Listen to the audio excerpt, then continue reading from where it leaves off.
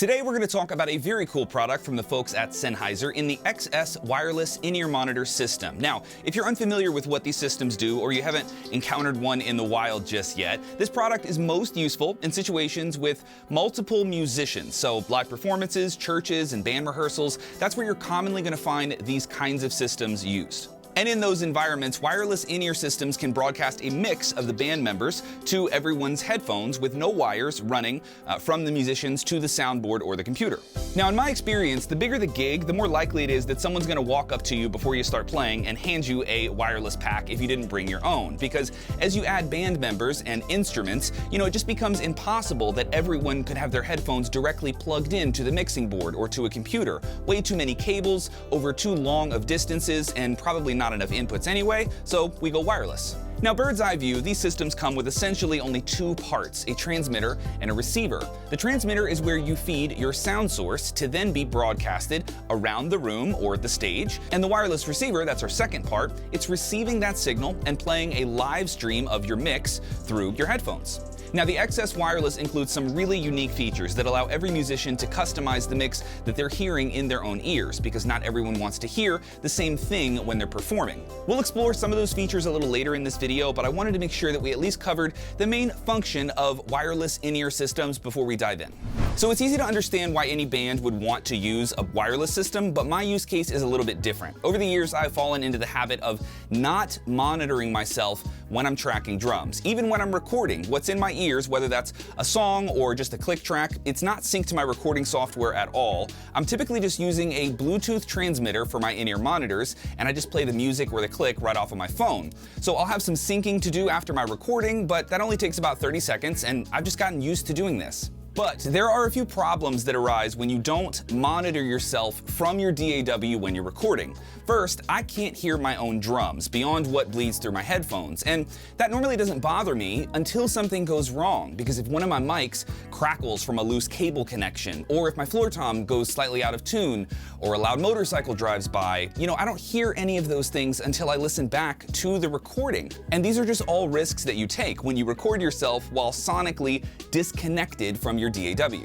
Now, the reason I fell into this habit of tracking myself without listening to Logic in the first place is because I hated the wires. I've put a massive effort into concealing all of the hundreds of cables that are needed to run this studio. Dozens of power cables, XLRs, HDMI cables, they're all neatly tucked away in little cable raceways across the ceiling, and if I couldn't get them in the ceiling, they are snaked behind the drum set, so there's really no visible wires between my audio workstation and the drum set. So because this setup is designed to be clean and permanent, the idea of running one long headphone cable across the room out of the front of my interface has never been very appealing. Now, sure, I could neatly run a super long cable from behind the audio workstation and it would pop out at the drum set somewhere. And yeah, that would look clean, but it would still require me to hang a cable from my ears all the way down to the floor. And this is actually where the Sennheiser XS Wireless system is solving a huge problem for me. It allows me to have a steady feed of my computer's audio in my ears when I'm recording drums with no wires involved. A permanent, clean, wireless connection to my DAW at all times. Beautiful.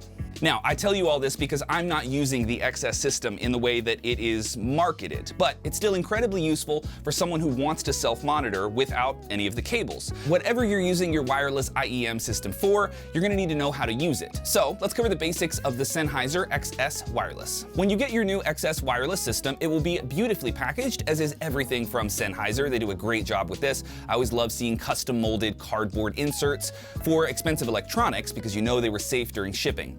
Inside the box, we've got our manual, our large transmitter, our smaller receiver, a pair of complementary in-ears, though of course you can use any pair that you'd like. We also have some AA batteries for the receiver, a power supply and an antenna for the transmitter, and some included mounting hardware in case you'd like to put this inside of a rack unit. We'll start by putting our batteries into the receiver. This thing is very light, which is what you want if it's hanging off your hip for a long set. The view that you'll have while you're performing will be this one from overhead.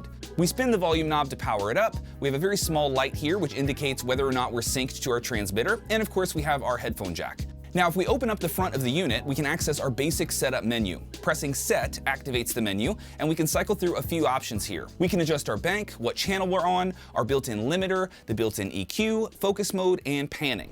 Now, with the exception of the bank and channel settings, almost all the options within the receiver are there to allow for customization of your mix. There are many incredible YouTube videos that Sennheiser has made covering these features, and to be honest, I'd rather refer you to those videos than to try to compete with Sennheiser on their own tutorials of their own products, and those videos are very good. But let me just give you a few examples of why you would find yourself in these menus and what problems can be solved here.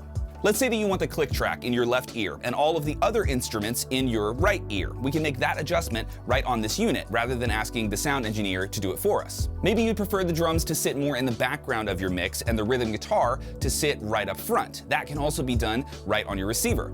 Maybe you need to hear a little bit more hi-hat for one song just to help keep time. We can use the EQ feature in our receiver to bring out the high end and make those hi-hats more audible.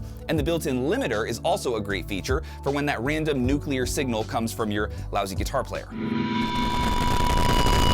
My bad, that was my bad, sorry. There are for sure countless personal preferences when it comes to what musicians want to hear in their ears when they're playing or recording. And while of course you can't use this unit to create an entirely new mix, you can make an impressive amount of changes to what you're hearing without ever touching the original mix or sound source itself. But enough about the receiver, let's head over to the desk and talk a little bit about the transmitter. All right, so we're at the recording desk, we've got our transmitter here, our antenna is installed, and our power supply is hooked up. But let's briefly talk about the inputs. On the reverse of this unit, we have both XLR and 1/4 inch inputs. In my case, I'll be using the 1/4 inch jacks fed directly from the outputs of my main interface, which is the Focusrite Claret. So this unit, our transmitter, will now hear everything that Logic hears. The front of the transmitter is incredibly simple, and I love the minimalist vibes of this unit. This thing is so pretty, and I genuinely don't mind having it sit right here on my main recording desk.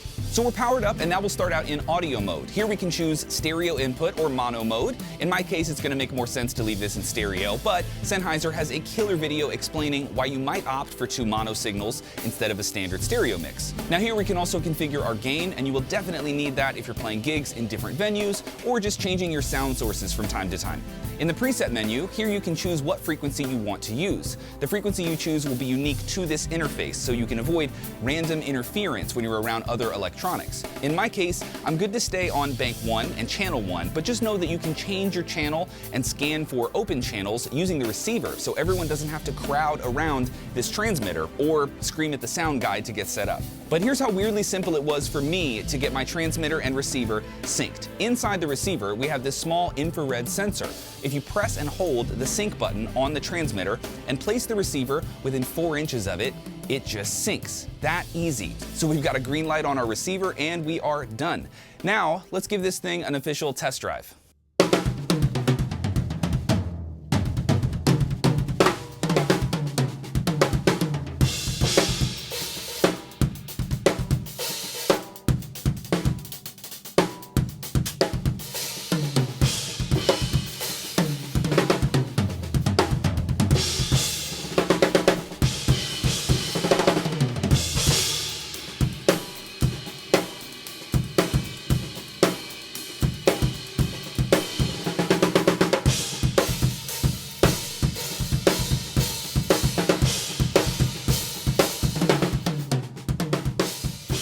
Man, I am really not used to hearing myself play drums as I'm playing through the mics. Bit of a learning curve there. So the XS Wireless comes with a set of IE4 in-ear headphones, but Sennheiser actually upgraded me to the IE100 Pros. Now you guys know I normally play CTM Customs, and I have no shortage of awesome in-ears that I'll be using with this unit. But jamming with the IE100s was pleasantly surprising. Killer fit in the ear, super comfortable, and they sound great. So moving forward, this unit is solving a lot of problems for me in the studio, and I'm hoping that some of you watching might be in similar situations, but if you're wondering if this is worth the investment while you're playing gigs, like you're in a band, you're playing at church, that is a no-brainer. This is a very wise investment if you are at all playing around in different venues. And if you're someone like me who spends much more time creating content or just recording in the studio and subsequently playing alone, you can still benefit from the seamless wireless connection to your DAW, and of course, you'll also get a much cleaner studio with one less wire to worry about. Thanks for watching, guys. I really appreciate it. Adam here, the Orlando drummer, and I will catch you in the next one. Later.